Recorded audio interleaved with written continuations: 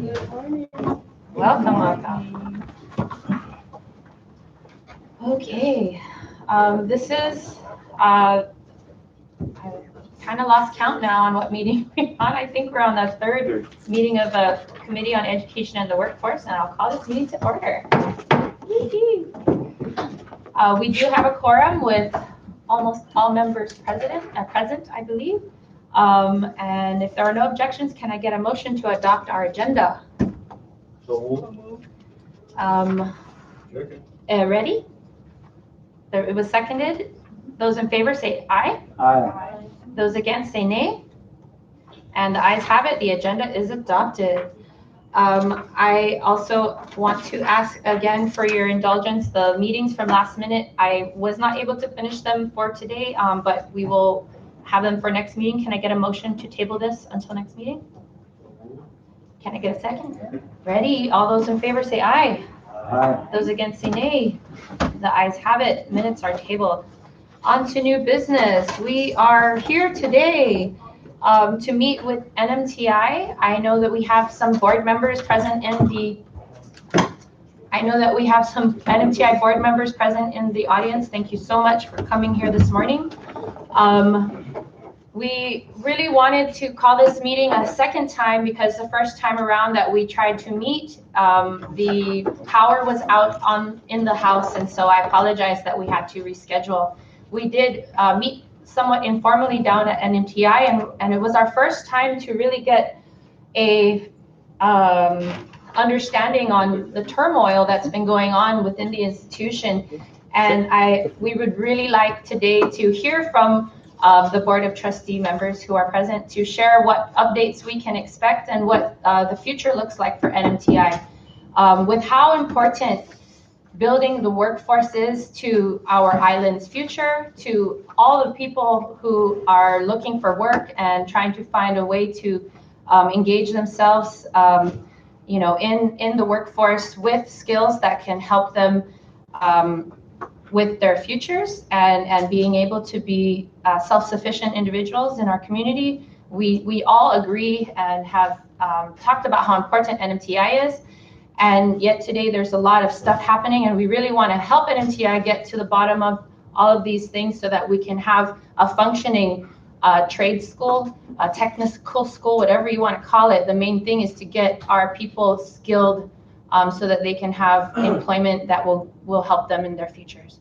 And so with that, I yield, and I'd like to remind all in attendance for general safety guidelines, which I am not wearing my mask. I will go and grab it right after this. I apologize. And please keep your mask on while indoors. Please practice social distancing. When you're speaking, of course, you may remove your mask. And if you need to sanitize your hands, there is sanitizer around in the gallery. If you'll allow me to introduce my members of this committee, to my right is my Vice Chair, Ms. Representative Sheila Babauta. Our members present today, we have our Speaker in the House. Thank you, Speaker Villagomez, for joining us. He is not a member, but he is visiting in this committee. Our members that are present today, we have Representative Ralph Hummel, Representative Ed Probst, Representative Donald Mangonia, Representative Ivan Blanco, and Representative Denita Yang-Tamai. Thank you for being present today. For LB staff that are assisting us, thank you to our legal counsel, Joe Typeron, our IT and streaming, John Diaz, our legislative assistant, Cameron Nicholas, and our Sergeant at Arms, Dennis Regis. So thank you all for supporting this meeting today. I would now like to open the floor for any opening statements by any members. If none, then we can proceed. Okay, going on to new business. I guess we would like to ask our Sergeant at Arms to allow the members of the NMTI board to please come to the House floor so we can begin our introductions and conversation. Thank you. And I'd also like to recognize Representative Richard Lazama joining us today. Thank you, sir.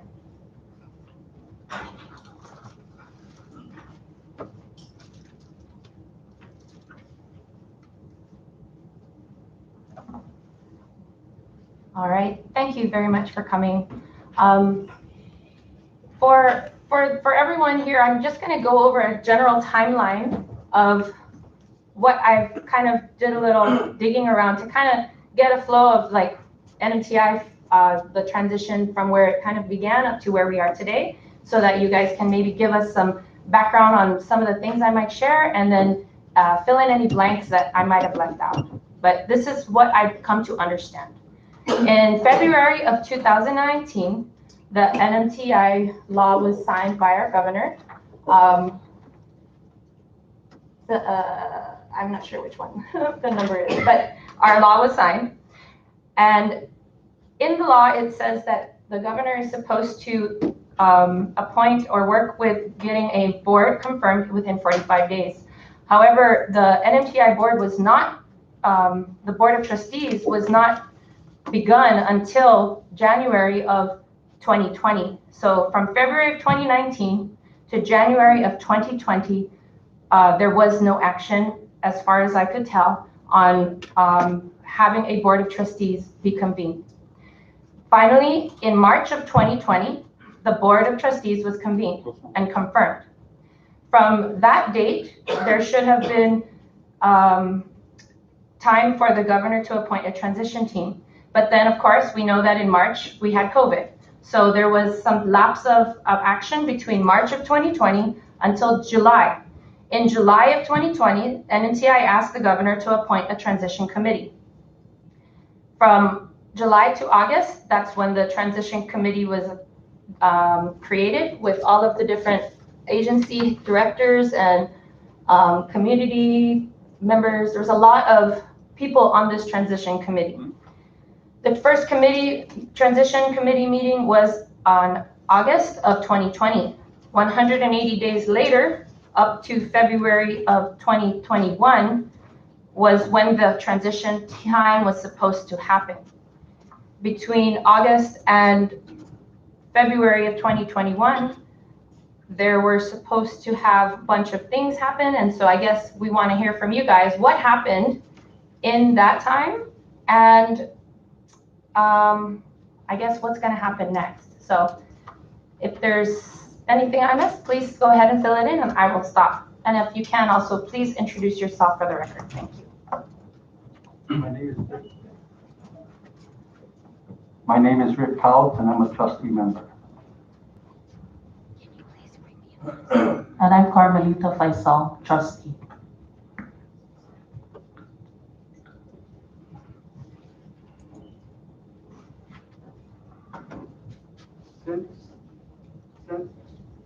You can just push the button and let it go, and we'll see this part here is red.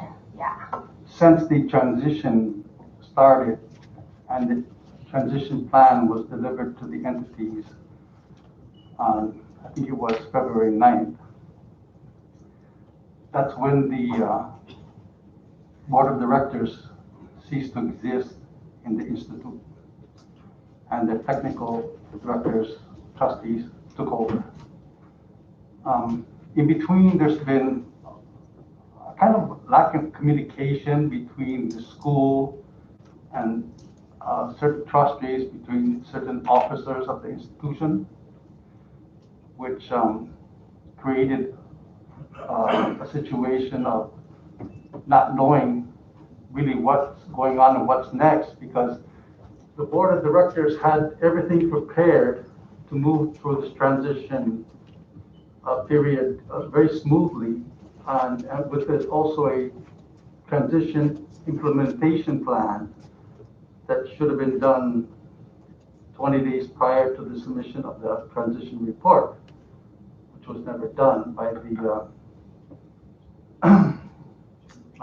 director of the chairman of the transition committee, which he kind of missed. He's also a director and of the Trades Institute, and also chairman of the Board of Trustees, and also chairman of the Transition Committee, which he missed the last two Board of Directors meetings that had all the resolutions, all the plans, everything set in place. prepared already.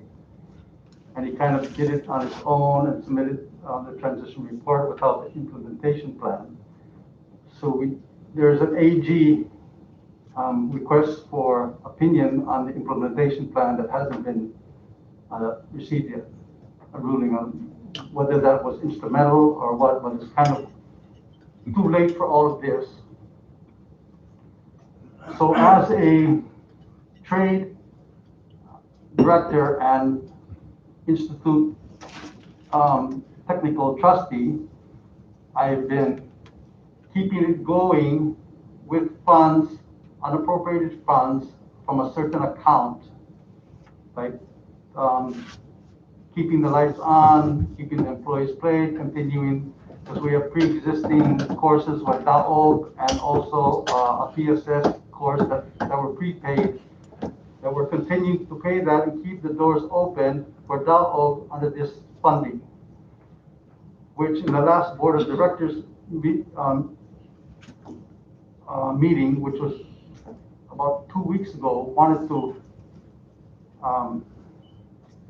cease the operation of funding to the technical because of liability. They felt that there was a liability from the legal counsel, so they wanted to see this to make the technical step up and expedite the process of getting things done and stuff like that. So after the several failed trustee meetings that were called and they were invalid because of certain Open Government Act requirements that were not fulfilled, we finally got a trustee meeting last week. And from legal counsel, the main purpose is to get, we can't proceed forward without any allocated funds. It can't come from existing funds or anything. We can't hire a CEO or extend the existing CEO contract or do anything without these funds. There's money at labor with about $175,000, and the governor allotted $500,000 so far to get it kick started. But we have to open an account. Yesterday, with the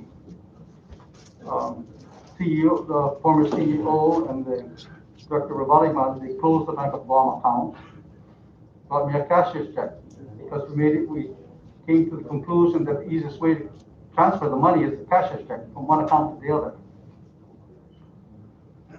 So at that time, in order to move forward, we have to get the money in the account.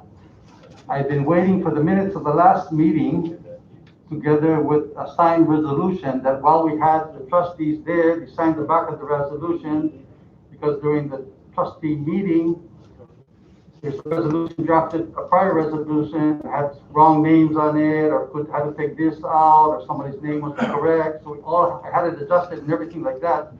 While I was doing it, I didn't know they adjourned the meeting while I was still doing this. So I came back and I had people sign the back of it. I think I have enough people to sign it. It's only the chairman and Trustee Atao and Trustee Hall that need to sign it. They didn't want to, some spelling or something like that, minor thing. But the thing is, the resolution is just to open an account. Even though you don't have signatories or anything like that, you just open an account. Okay. Being that a business background, I know how things work. So I sent what we had, the form and how it was worded, to the Bank of Guam yesterday, and they said we can work with this. But it's just, so I went this morning and actually opened an account on my own, even though I don't have any position to do so, but it's a restricted account and deposited the money into the Bank of Guam account. So at least we're at a point where we can receive funds and have allotted into the account. The resolutions can come, the resolutions has to do with who's going to sign the check and things like that. Well, once we get an interim CEO in, we'll be on that resolution when we amend the original resolution that comes in. So when I finally ever get the resolution that was signed in our last technical meeting, together with the minutes of that meeting, I'll bring it to the Bank of Guam as well, so we can move forward on that. But I'm just trying to move forward on something that probably doesn't concern me, but I can see it's a concern for the institute. Thank you, Trustee Counts. Did you want to add something, Ms. Mills?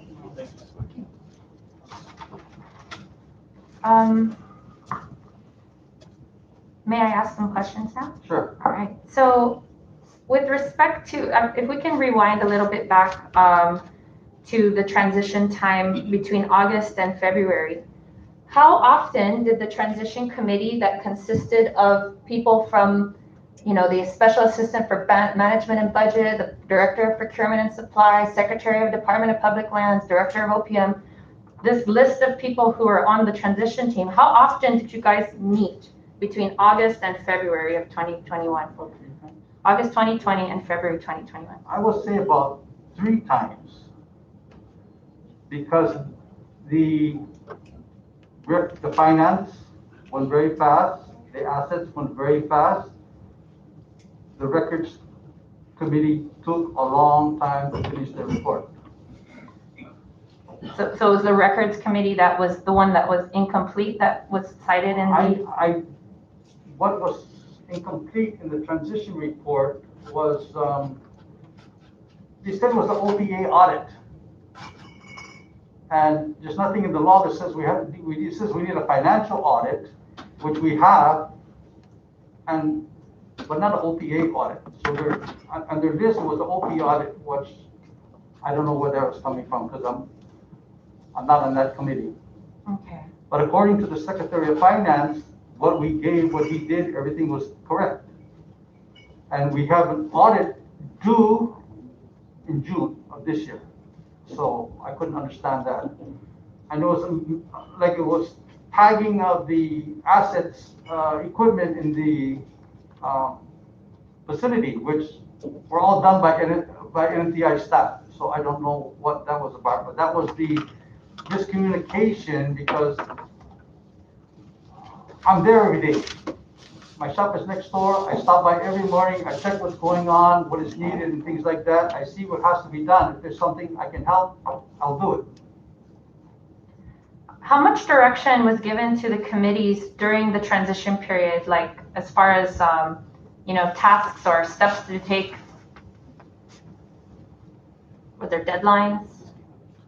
Any structure? There was giving. Like I said, the finance and the assets committee finished their stuff periodically, but it was the records committee that was keep going back and forth. There was a time when they wanted to look at personnel records, okay, which the CEO didn't want to give because there's a confidential, and so we actually had to get a legal counsel to come in and make the committee members sign waivers that they will be personally liable for any of this information that escapes the institute. And then it kind of sped up things because they didn't have to look for everything that fast anymore. Okay. Did all members receive a transition report prior to its submission on February 2021? I did not. I had to actually go to the legislature and kind of self-subpoena one from the kindness of the office of the speaker and the vice speaker to give our copy of what the board of directors prepared, and received a copy back because I requested it in 4 emails to the trustees and never got a copy back. So you guys, the two of you did not, and We did not. You don't know if the other members received it? In one of our meetings, they mentioned that none of us got it. Okay, so only the board chairman had that committee report. He never showed it to you prior to submitting. You did not give input on the final report. Okay, I'll stop for now and I'll ask other members. Go ahead, I recognize Ed Probst. Rep. Ed Probst.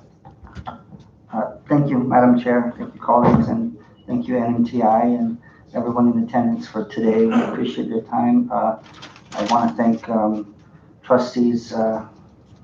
Rickelt and Mrs. Carmelita Faisal for coming here today to answer our questions. There has been tremendous concern as to what has been going on with NMTI. And I guess, we are here to get as much information as we can. So we thank you for being here once again. I have a few questions, and also I'll be asking these questions so that anyone watching on live or in the future may have these same questions. But first question is, did the trustees, the board, you are board members or trustees, and I'm just curious to know what was the reason for asking for personnel records.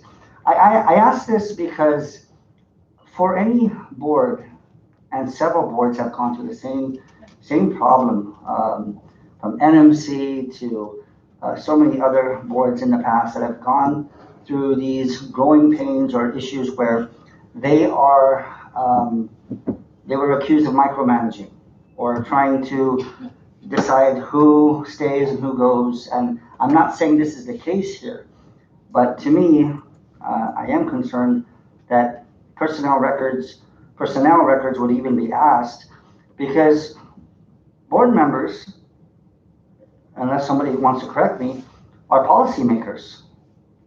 The person that really is supposed to report to you, the board, would be the president or the interim president.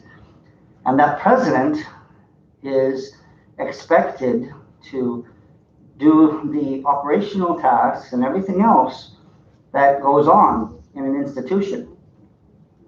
I don't see how this would be any different. So for asking for employees or anybody personnel records, I'm deeply concerned about that. So my first question is, what was the reason for trustees having to see personnel records, and who was requesting for this? What was hoped to be gained by looking at personnel records? That's my first question, if I may. Thank you. I'm not on that committee, the records committee, so I really don't know the specifics of your question to give you an answer. It started off with Ray Pangilinan being the chairman, and then all of a sudden he was the co-chairman, and Ty Paulding became the chairman of the records committee. And I know the CEO would have more on that because he's Agnes McPeters, because he's the one requesting the records and working directly with her to supply. At the beginning of this transition, I mean, before the transition actually got started again, they wanted us to close and mothball it, but I can't. I'm the one that kind of keep this open, because based on what funds we had, and then kept people on 3 hours a day or whatever to keep it going, because you can't close it. Especially with the EDA grant and all these kind of grants that are processing, we can't close. We have to keep it going, even on the skeleton. So the Dog Academy was very fortunate to have them keep the lights on and everything like that to keep it processing. But to answer your question, you probably have to go to the specific people in that committee or the chairman of the transition committee. Thank you, Mr. Thomas. I'm sorry, what committee were you serving on? I was serving on the assets committee. Assets. Which is property. Okay, for property. And that was the one you mentioned earlier, that you had, they had tagged all the equipment and everything. I remember from our last meeting, there was some questions about that, but according to the NMTI employees, and they were all tagged. Is this correct, sir? Yes. Thank you. And Trustee Faisal, Mrs. Faisal, what committee did you serve on? I was in the finance. Finance. Okay, so I just so we can direct our questions to your particular committee. my next question is with regard to the current status of NMTI from what we read. So, is NMTI currently right now closed down? Semi. Semi. And how do you explain semi, if you may? Okay, the, let's say how we put this, the pre-existing courses conditions based on the DAO and the PSS, we're using trades money to keep it open. The regular classes, the PSS has been suspended for the meantime until we get an allotment, because there's limited funds and we just want to complete our obligations that was prior to the pandemic that we signed for and was prepaid for. So that's what we're trying to keep open. People come in if we need to do something. Right now we're keeping maybe the bus drivers in there that open and closes the doors and picks up the students and brings them back for the DAO open for the meantime. Thank you, Mr. Cox. And what about the rest of the like the administration for running NMTI, the employees that are working there? Are they still working there? They without any allocated funds, they're not employed right now. They're just on leave, because my interpretation of the law is that the property, the personnel, and the funds are supposed to transition into it without, as a one piece, not to break it apart, separate it up. During the pandemic, people's contracts ran out. So. Thank you. So, but in order to run an institution, a school, or this technical institute, you do need daily operations. There has to be management, obviously, there to run the day-to-day tasks and the operations. So who currently is in charge of running NMTI at this point?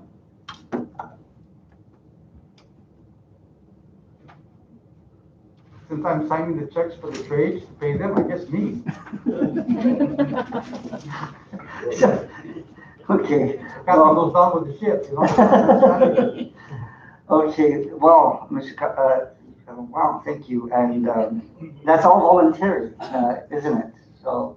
And we cut the grass every 2 weeks just so it doesn't overgrow. Call me and I'll join you. Man, that's outstanding. Well, I thank you for your volunteerism and for continuing to try to provide the services that are needed to run this institution. Have there been any for the employees that were working there, for especially those that were there for years, have they been offered contracts as of yet? Do you know? Nobody yet, because there's no CEO. The next board meeting, which is supposed to be Monday of next week, they're supposed to entertain a CEO position, interim CEO position, and there's 2 applicants that submitted. One was a Jodina Atao, and the other is Agnes McPeters. And I'm not sure how that is going to turn out. Personally, I can't understand with the EDA and all these things in, if you have somebody in place that knows what to do and how to do it, where things act, and to give a 6-month contract for her, I can't understand why anybody would do anything. That doesn't make any sense to do anything other than that. But. And I appreciate that. Mr. Kaus, you were a board of director and now you're a trustee. How many years have you been with NMTI, if I may ask?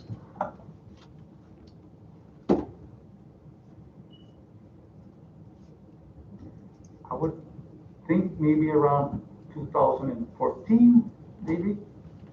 And it ran so smooth and so, it was a pleasure to be a board member.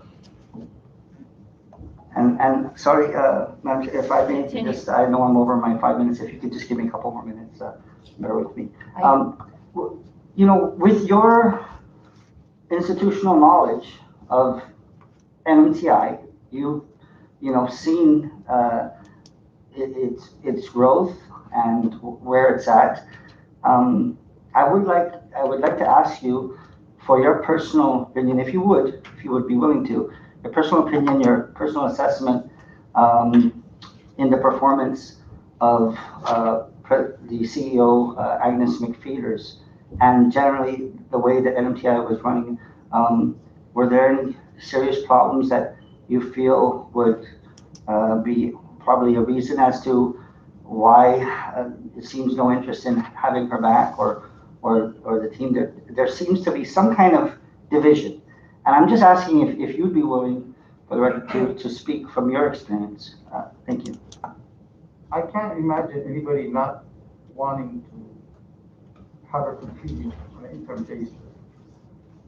Like I said, the board seems to be split in their opinions on how things are done, the way things are done. Me, I like to get things done. You know, I don't like to,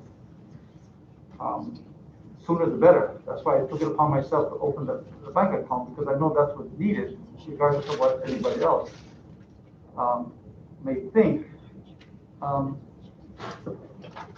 She has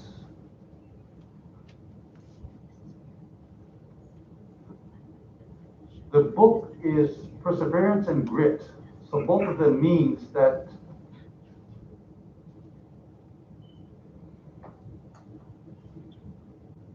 you know what I mean? Everybody knows her, right? I mean, she's very opinionated and very hardworking, and she gets things done, you know, and it's like her way or the highway, because she knows how to do it right. So that's all I can say.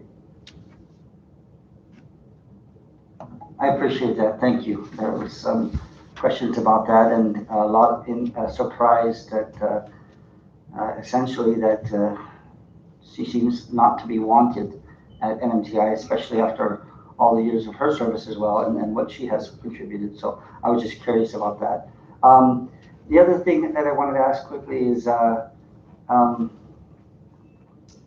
you know, it's interesting that this shutdown, or that it's semi-closed, when we've, in the previous meeting, we talked, you know, to the point where about students first and everything, and continuing the service. I think we even commented about how great it is that even though we're having this meeting, that there's still classes continuing, and obviously the students are the reason why any institution exists, right? NMTI is one example of that. So why is it absolutely necessary they shut down operations during the transfer when the government doesn't shut down when we get a new governor? The NMC doesn't shut down when you get a new president or replace the chairman, or even if you were to, CUC didn't shut down when we replaced the board. So I'm just wondering, in your opinion, what do you think it is necessary to shut down operations during this transfer at this time? Absolutely not. Thank you. I have a few questions, but I'll yield at this time, Madam Chair. I yield, and I want to thank you for being so open and honest with us today. We really appreciate that. Thank you. Thank you, Chairman. Thank you, Rep. Probst, if I may recognize Rep. Manglonia. Thank you, Chair, and thank you, trustees, for being here. I guess I'm trying to understand the dynamics here, or the composition of the Board of Trustees. First off, it seems like the biggest challenge that you have is setting up an account. Yeah. Is this in the agenda for next Monday's board meeting? Sir, it's been the agenda for the last 3 board meetings, the ones that didn't happen, and it's been there to be done. I'm just trying to get it done. So since the Board of Directors resolved, how many scheduled meetings was planned, and then what happened to these meetings and why they've never gone through with it? If you can enlighten the members, please. 1 meeting happened. I wasn't invited because they sent me the agenda to an email address that I never had. They established a quorum. They didn't, and they put on their agenda, I guess, that they didn't have money to publish for the Open Government Act. So they went ahead and had the meeting without that, which can't be done. And I explained that to them, and then they tried to do another meeting with the same thing. And I asked them, please show me the newspaper advertisements that you have, and then they got another AG ruling, and then they stopped the meeting again. So that's 1, 2. So that's a period of 2.5 weeks, maybe. And then we got together, and then knowing that they can't do it, I went ahead and had a board meeting made up at NNTI. First, they're holding the meetings at the governor's office, which in the bylaws can't be done because it has to be done at the corporate location. So we're kind of wondering why is that, and that there's an email address on the agenda that if we have to ask questions, we have to go through a new NNTI email through the governor's office.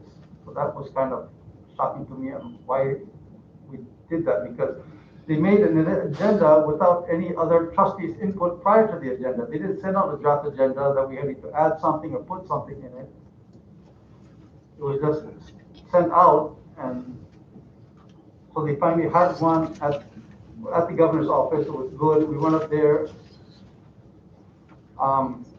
We voted not to adopt the agenda because of the way it was done and the location where it was at, and it came out to the effect that it was 3-3 voting, and then the Rota member could not vote via Zoom, so the meeting didn't happen.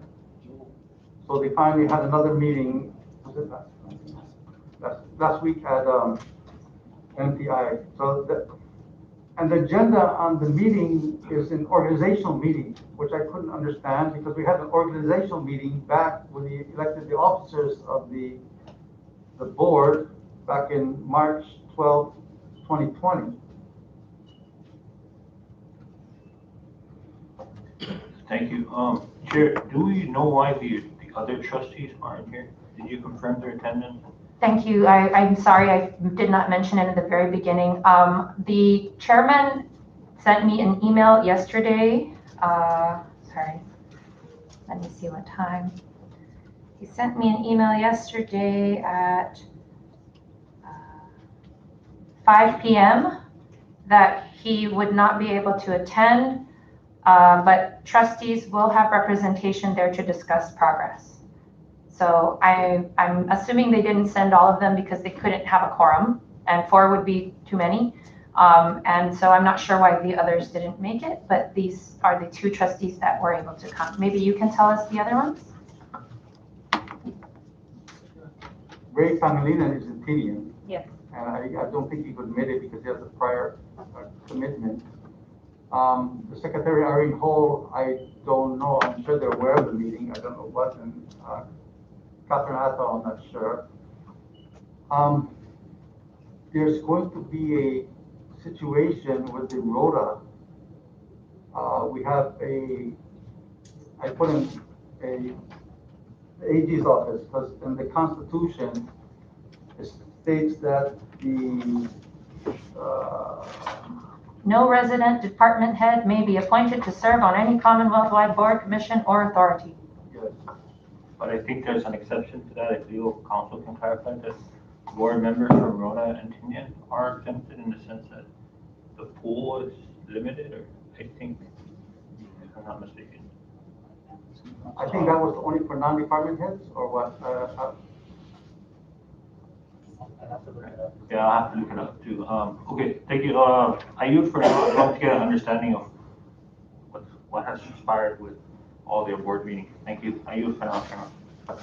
Thank you, Rep. Panglonia.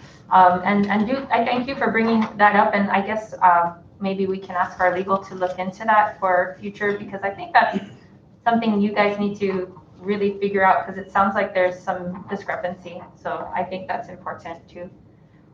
If I may, okay, I recognize Rep. Yumo. Thank you, Chair. Just a concern because if this meeting is called for and complied with OGA and the Board of Trustees are failed to show, I mean, this is a waste of time to recount and Ms. Carmelita for coming here and might be put in a situation to answer and create more division. So it wouldn't be fair to ask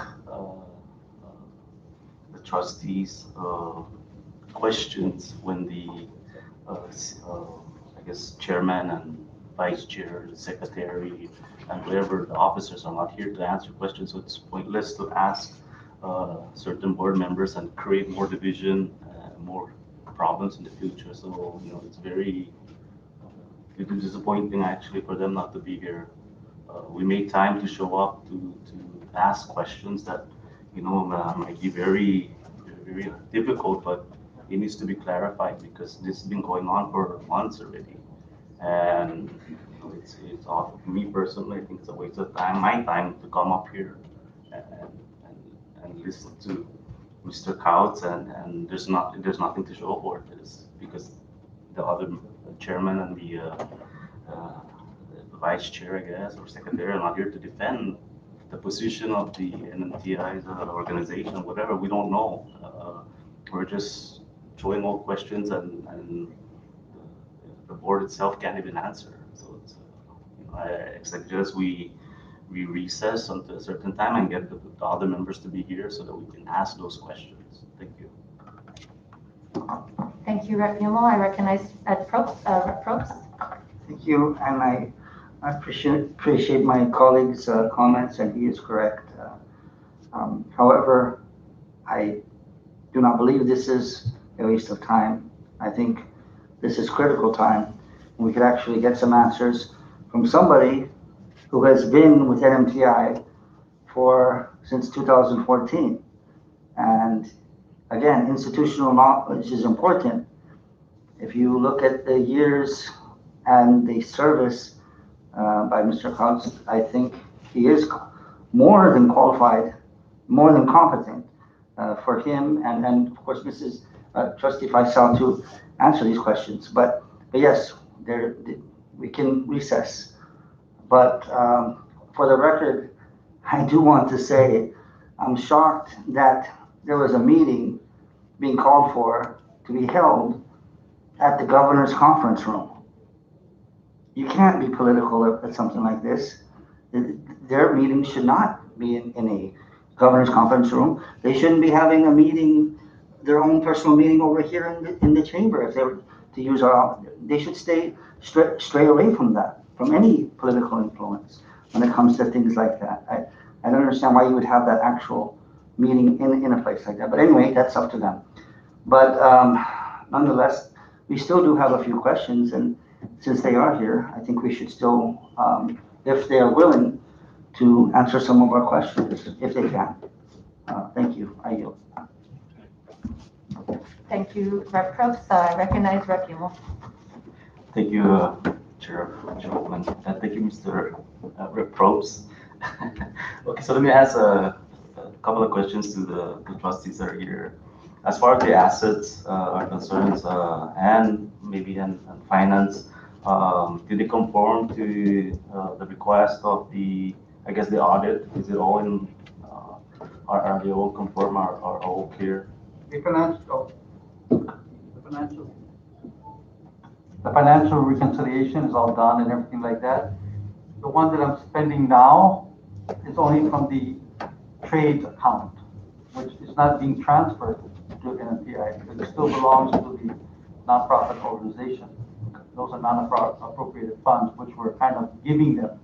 So there's no discrepancies right now. Everything is clear, pretty much. We have an accounting firm that clears it up. Okay. And as far as the assets, they're all in place. Yes. As far, well, at least for not the ones that are broken or. Yes, everything. Okay. So I thank you, and I think I'm done for the day.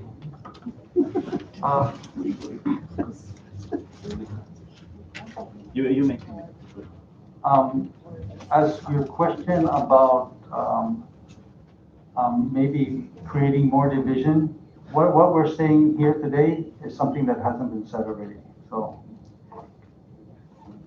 Thank you, Ms. I'm just concerned because I just don't want this thing to keep going back and forth, and it doesn't look good for the grants and everything with all this infighting. I guess I don't know how, for lack of a better word, but I just don't want an issue with the grants that might be in effect if this continues. That's all my concern.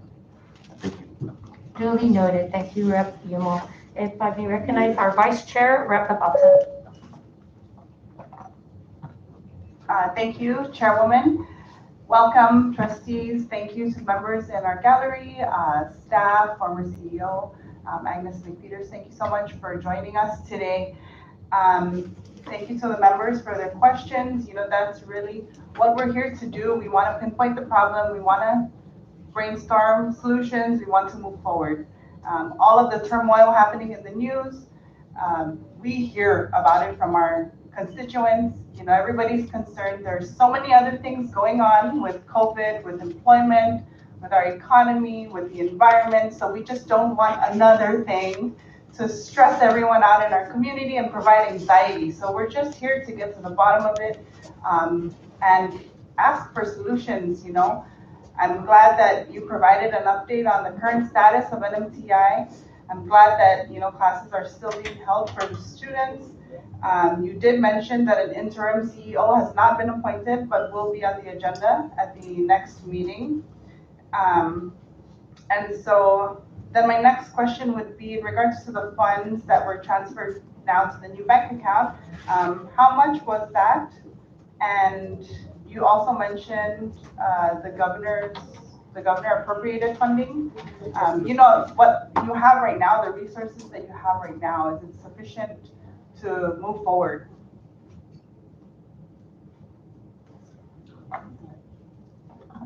There's $175,000 at labor, money, and in today's paper, the governor says he supports $500,000 to come in, so that will start the classes up again, most definitely. Okay, but none have been transferred to the bank No, account because because you we just opened it Just this morning. this morning. We still need to supply a few more documents, but it's a restricted account, but money can be deposited in, so that's the main thing. So it sounds like at the next board meeting, the issues on the interim CEO, the bank account, the expenditure authority, like these are things that just must be addressed at the next meeting. So we look forward to that meeting, and I'm sure, you know, some of us will be attending. So are there grants right now that NMTI is receiving that may be at risk?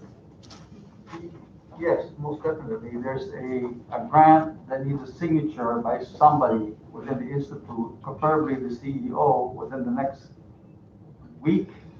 Okay, so that's definitely for the another thing on $10.3 million. I'm sorry, for how much? For the $10.3 million. Okay, And another grant from HUD, I think, HUD for around $8+ million. So a total of $18 million. That's still in the works. Okay, thank you. That is another major issue to address at the next meeting. So it just sounds like the list is just ongoing. And it will be a fruitful meeting on Monday. So can you just share in your opinion, why is there such a lack of communication? Why is there a lack of cooperation? What can we do here at the legislature to support the board of trustees? We know that now we are here.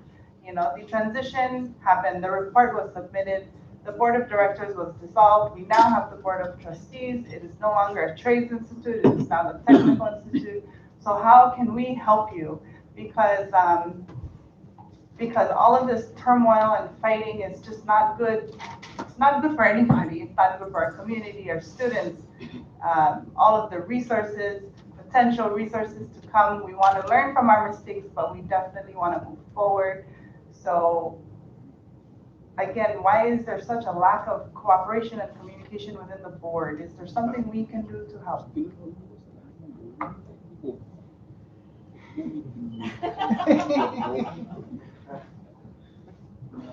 That's a good question that I don't have the answer to.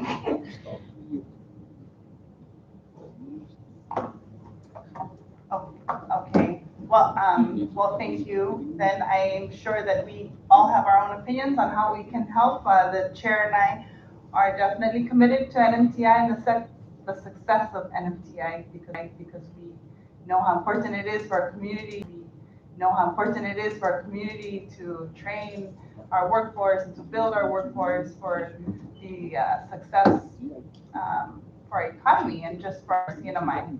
So please know that you can always reach out to us on or off the record. And I am so grateful that you all made time to be with us this morning. Thank you so much for being here. Your presence is just so meaningful to the conversation. And I too, Madam Chair, would also like to support, the after the discussion, after more questions, I would like to support Rep. Yumo's suggestion that we recess and have the chairman and other trustees attend so that we can also hear from them. And then also maybe during the public comment period, we can hear from the members in the gallery who can share their own thoughts and comments at this time. Thank you, Madam Chair. I yield. Thank you, Vice Chair Babauta. I recognize Representative Yanktamai. Thank you, Chair, and welcome. We may laugh now, but there are students out there that really need or really want. They were elated when it opened up. And I asked them today to go online or to come here and attend to find out what's the future for NMTI.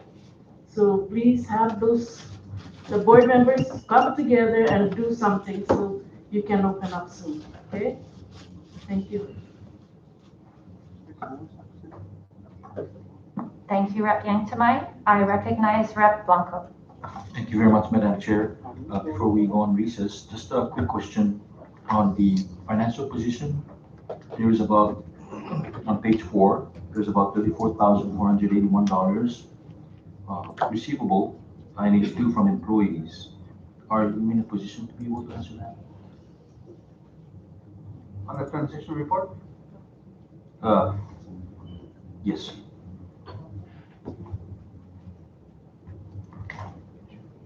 It's page 4 and it's the financial position of the institution.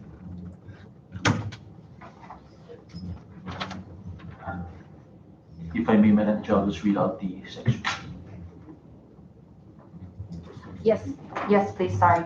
NMTI also carries an outstanding account receivable balance of $34,481.13, minimal due from employees.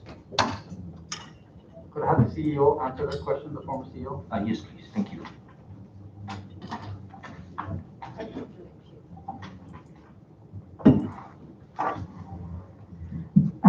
Thank you very much. If you are looking at the report that was done by the committee, that had already been collected. And the employees had already cleared all those things. If you're looking at the response of the director, board of director, there's still some that's collectible. And that is fees from the public school system. So clarified. Thank you very much, Ms. McFeeters. Thank you, Madam Chair. Thank you, Rep. Blanco. Any other questions? Okay, yes, I recognize that, Rep. Brooke. Sorry, Madam Chair, if I had missed the reason, but what is the reason for the chairman, Valentino, not being here today? I'm sorry.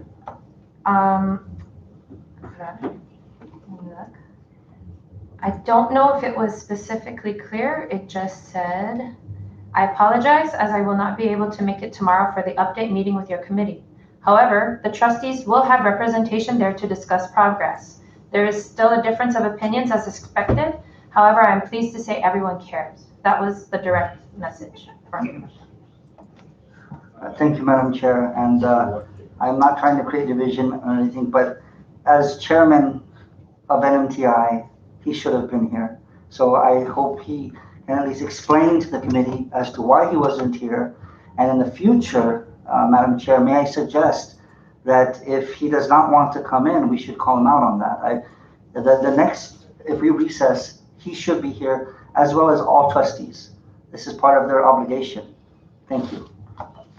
Thank you. Thank you, Rep. Probst. Is there any other questions from our committee?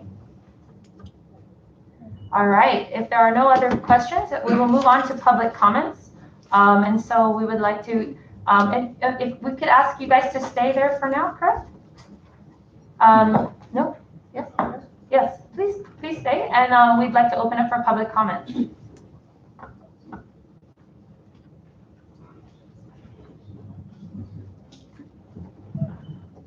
Thank you, Madam Chair and members of the Education Committee. For the record, my name is Ross Maglonia, and I serve as the Director of Continuing Education and Workforce Development at the Northern Marinas Trades Institute. I address all of you today against my better judgment, foreseeing retaliation as a direct result of my participation at today's hearing.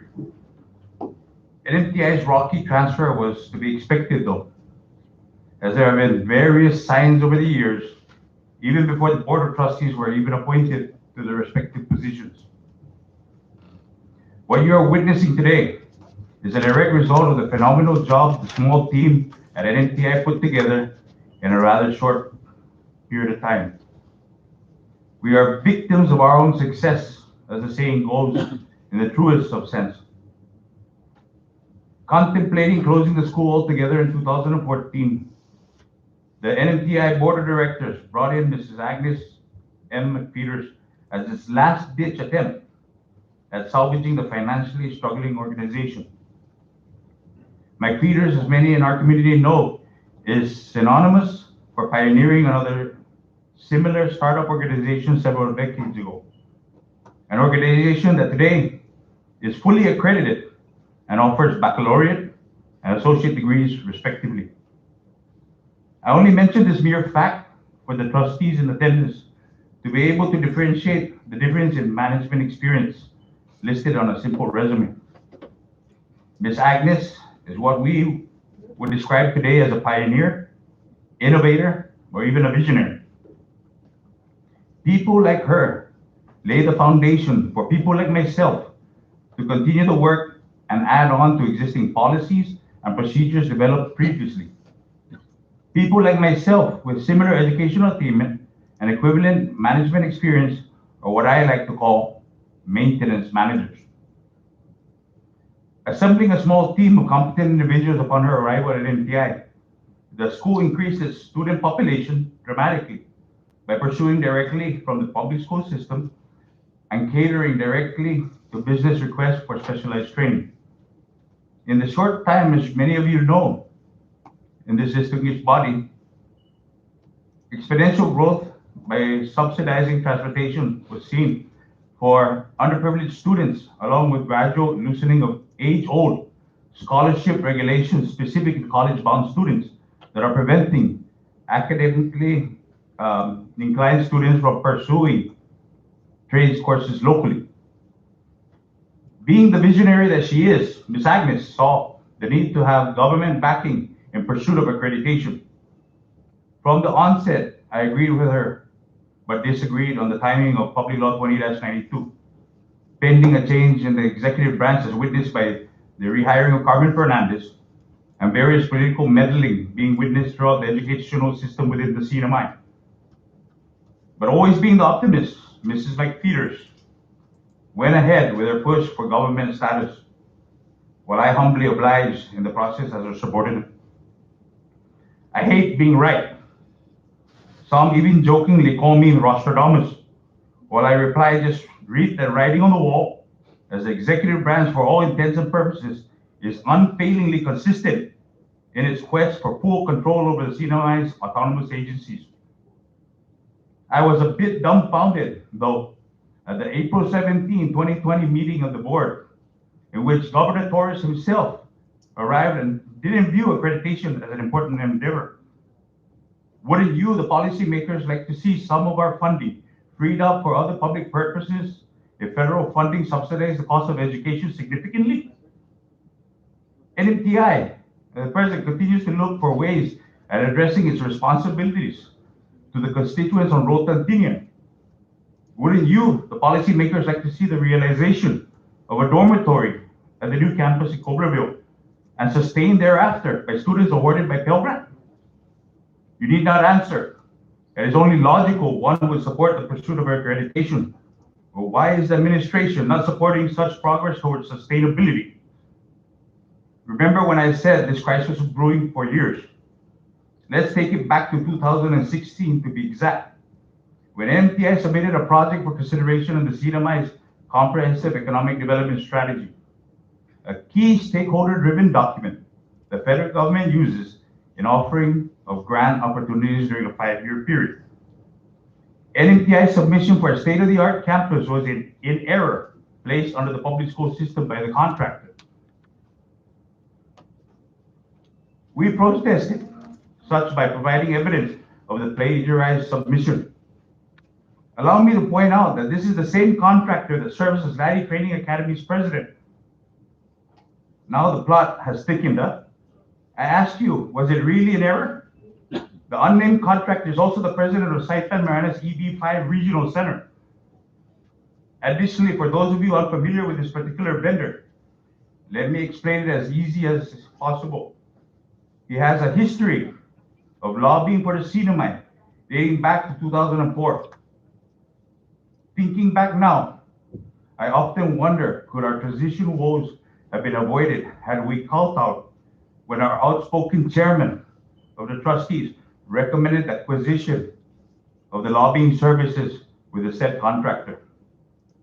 We didn't think much about it then, as the misguided chairman was unfamiliar with government procurement and the obstacles facing us should we pursue such endeavors.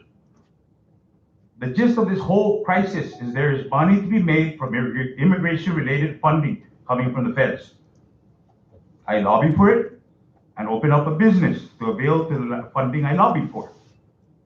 The only people to blame is ourselves, really, as we've succumbed to the whole song and dance that an increase in minimum wage locally would be detrimental to business. I've seen firsthand our people's reaction to the prospect of earning higher wages during my tenure at NMTI. Our local people, mind you, came in droves to take classes with Pac Rim was recruited for the casino construction.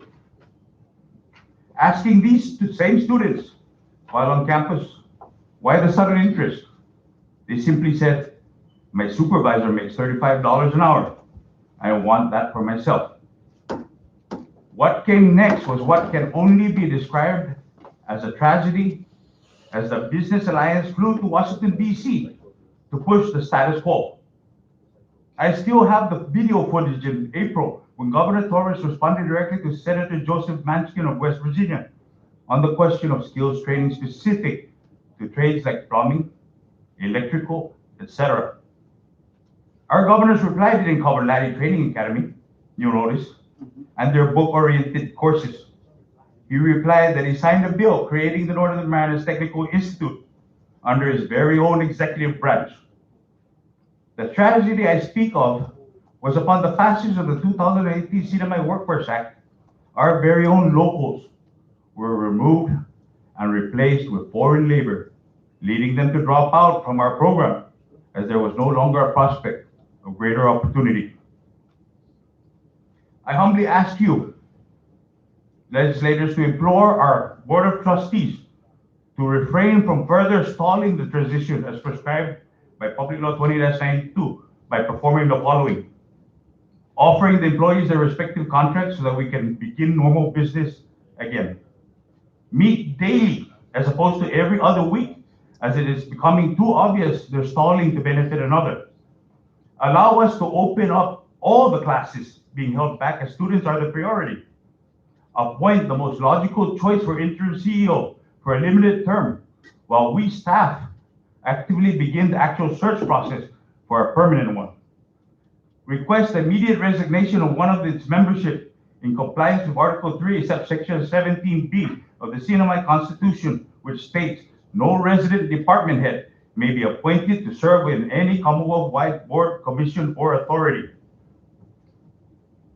Predicting hasty opposition already, as an alternative to the aforementioned, I recommend an oversight into the aforementioned contractors / lobbyists with the active involvement of the public auditor on all contract awards these past years directly to the firm and his affiliates from the various semi-government agencies. Thank you for hosting this much-needed public assembly, as it provides for a neutral venue for the grieving parties to expose the truth to a larger audience. All I want is the 4 unnamed trustees to follow the law and Constitution. Often, we hear the Attorney General's office being cited for such decisions, however, without any evidence whatsoever of such informal writing. As you yourself have witnessed on several occasions, our chairman enjoys tap dancing around an issue. As a member of the public, I ask you to be more critical of his claims and ask him to provide evidence. An example of this is the KMCB airing that NMTI is not closed. If NMTI is only offering one single class twice a week and halted all other classes and support services, are they really open? If you call NMTI right now at this very moment, with no one being there to answer the phone lines, are they really open? Again, thank you, Sidus Masi, and I speak on behalf of the many students, faculty affected by the inaction of these people that chose to be a part of this fiduciary process and are neglecting their duties, as you can see and witness today by them not showing up, and total disrespect to the legislature. Thank you. Thank you. Any other public comment? I'm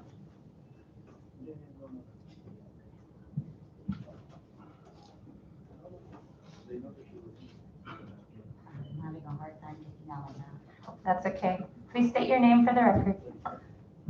My name is Marissa Flores, and I'm here in my private capacity as a parent of a daughter who was diagnosed with autism at the age of 3.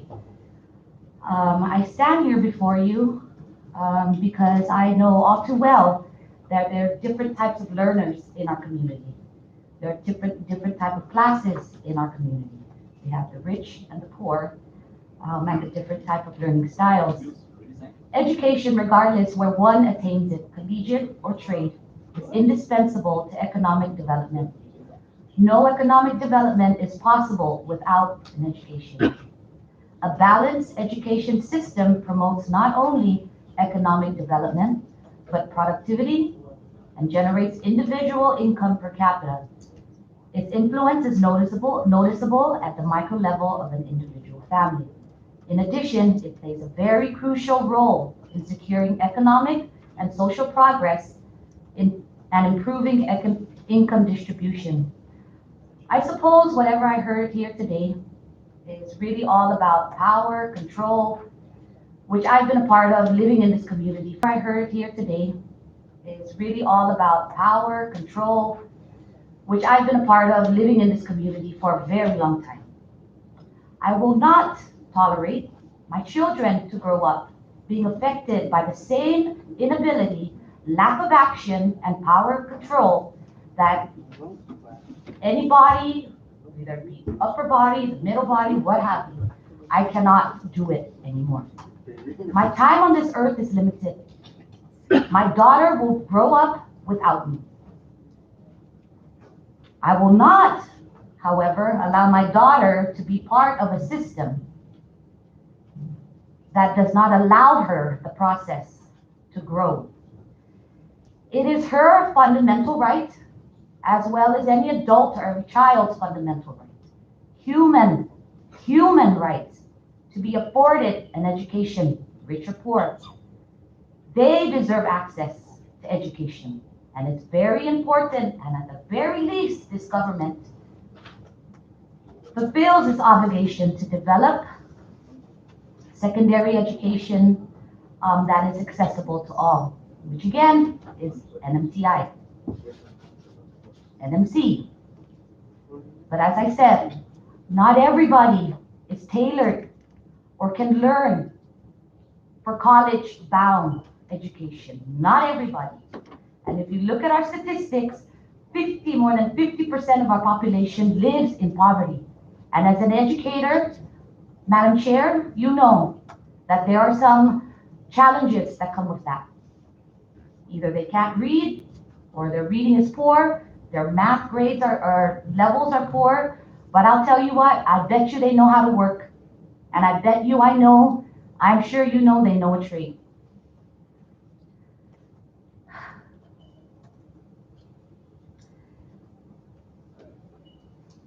As I mentioned earlier, that secondary education should be accessible to all. It is also the obligation of this body, the government, to develop equitable access to higher learning, regardless if it's collegiate or trade. What is happening here today is not access. That is not providing our children access. And it is most definitely not fair.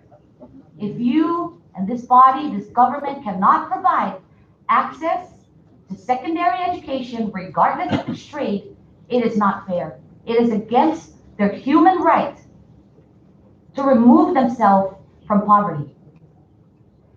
And I support Mr. Manglonia's sentiment that if this body wants to do something to change, then conduct its oversight, your oversight hearing.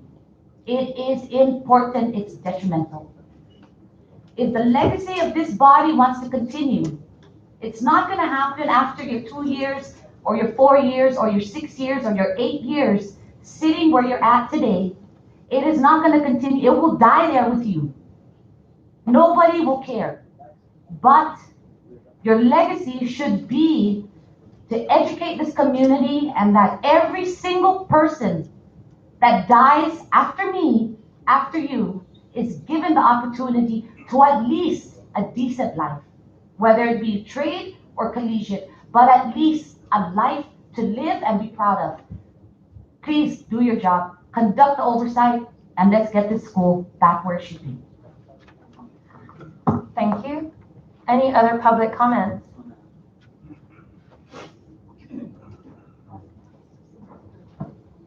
We'd also like to ask if you may submit your written comments if you have not already. Thank you. My comment is more of question, which this body can address. I'm sure you could make a difference. The first question that I want to pose is, why is it that Northern Marianas Technical Institute, the only governmental vocational career technical training institute, is not receiving CW funding to date? Especially after reading the report of the U.S. Department of Interior Assistant Secretary of the Insular Affairs, Mr. Douglas Domet, reported to the U.S. Congress, and I quote, "The Commonwealth Workers Fund annual plans call for allocation to the Northern Marianas Straits Institute and the Northern Marianas College to fund apprenticeship and other training programs." There are only 2 institutes that were named by the Interior Department for these funds to be spent. From what I heard is NMC has some for this fiscal year and 3 others or 4 others from the non-public institution. NMTI has not received a penny for this current fiscal year. Last fiscal year, it was also vetoed. But thank God we have this legislature to give us appropriation to move on for fiscal year 2020. I will continue quoting the Assistant Secretary. It says, "The CNMI, Department of Labor, has opportunity to leverage such resources in support this effort in developing registered apprenticeship program and other and emerging careers. When I ask a question to the Secretary of Labor, what does she mean by apprenticeship, when I was asked to sign a memorandum of understanding? Is it the register apprenticeship, or is it just a jargon that is being used publicly? I never got the answer. And I was forced to sign that MOA so that we could have some money coming to NMTI. But up to now, NMTI has not received a penny. Again, the Assistant Secretary says that in the spirit of Workforce Development Initiative, the CNMI Department of Labor also has the opportunity to collaborate with NMC and NMTI. He didn't mention any other institution, only these two institutions. This collaboration will enhance career and technical education and training program to support the advancement of U.S. workers within the CNMI labor force. During the budget hearing at the Senate, Secretary Atali told the Ways and Means Committee that the CNMI has already received for fiscal year 2.4 million for such program. NMTI has not received a penny. For fiscal year 2.4 million for such program, NMTI has not received a penny. So I'm asking this question: why is it a public institution to provide such training? So I'm asking this question: why is it a public institution to provide such training has not received a penny?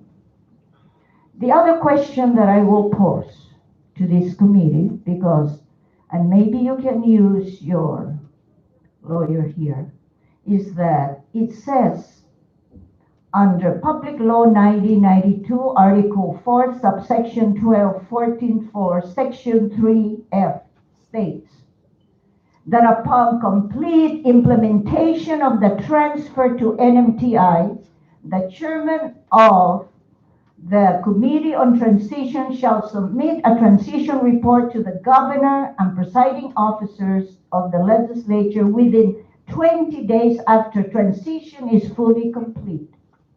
The report was transmitted and the transition has not occurred. Why is it? Why did it happen that way? Those are the two major questions I like to have this legislature maybe ask your attorney to see why. Why didn't we live within our 180 days to implement the transition properly? Because I know that the intent of this legislation is a smooth transition and not to steal from the students their ability to learn, and not to punish our certified instructor from laying them off. It is very hard to find certified instructor for trades. And all of our instructors that are teaching now have been certified to teach the trades program. I don't know what is the intent of postponing the implementation. I have no idea. On December 10, 2020, our board of directors, which I was the CEO, had a meeting, and during the meeting, the board authorized NMTI to reopen on January 4th for the ongoing classes that was halted by the onset of COVID-19 pandemic, affecting the 103 students who had registered for those courses. The board took such action for the following reason. They wanted us to open for the following reason. First of all, such classes are liabilities for the institution and must be cleared before transferring such liability to the technical institution. Secondly, the board directed to use carryover funds from previous fiscal year, so we did not use, since we had nothing, we had zero from appropriation and from the CW. And we know that there's $2.4 million sitting there, but we did not get a penny for any help from that amount.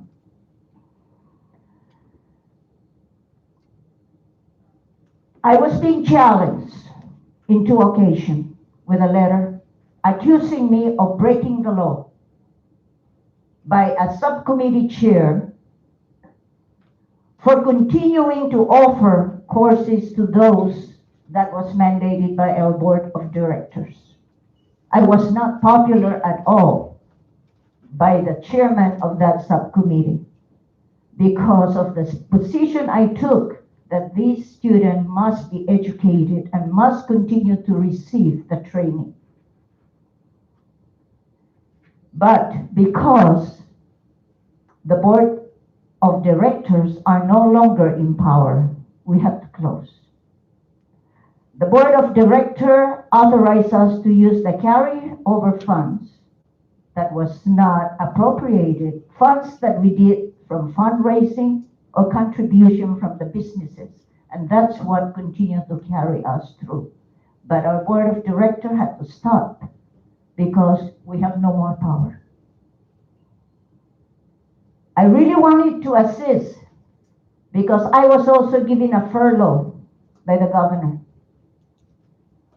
But the board, I talked to the board of directors that we can't close the institution because of the ongoing relationship with the federal government.